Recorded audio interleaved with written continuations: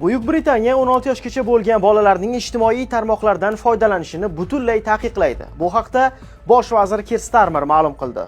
Starmerga ko'ra, mamlakat hukumati bu boradagi qonunni 2026-yilgi Rojdestvo bayramiga qadar qabul qilishni rejalashtirmoqda. Taqiqning o'zi esa 2027-yilning bahoridan kuchga kiradi.